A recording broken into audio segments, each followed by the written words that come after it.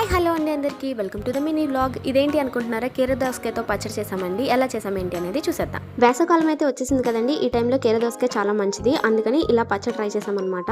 కీర దోసకాయ, ఆనపకాయ, టమాటా ఇలా కోసుకున్నాము. స్టవ్ వెలిగించుకుని మూకిట్లో ఆయిల్ పోసుకుని ఆయిల్ వేడెక్కిన తర్వాత పచ్చిమిర్చి ఒక 7-8 ఇలా వేసుకున్నాం అనమాట. తర్వాత కరివేపాకు రెండు బాగా వేగిన తర్వాత ఇలాగ మిక్సీ గిన్నెలోకి తీసేసుకున్నాం. అవి అలా పక్కన పెట్టేసుకుని ఆ మూకిట్లోనే ఇలా కీర దోసకాయ, ఆనపకాయ, టమాటా ముక్కలు కోసేసుకుని వేసేసుకున్నాం అనమాట. తగినంత ఉప్పు, చిన్న స్పూన్ పసుపు కూడా వేసేసుకుని ఇలాగ ఒకసారి తిప్పుకుని మూత పెట్టేసామండి. అవి ఉడకడానికి అయితే టైం పడుతుంది కాబట్టి ఈ లోపు మిక్సీ గిన్నెలో ఉన్న పచ్చిమిర్చి, కరివేపాకుతో పాటు జీలకర్ర, పులుపుకు సరిపడగా చింతపండు, 7-8 ఎల్లుల్లి వేసుకుని ఇలా కచ్చపిచ్చగా మిక్సీ కొట్టేసుకుంటే సరిపోతుందండి. ఒకవేళ తీసుకున్న కీర ముదురుదైతే వాటర్ వేసుకుని కూడా ఉడకబెట్టుకోవచ్చండి. ఇక్కడ మేము తీసుకున్నది లేత కీరనే కాబట్టి వాటర్ ఏమి వేసుకోకర్లేకుండా చక్కగా ఉడికిపోయింది.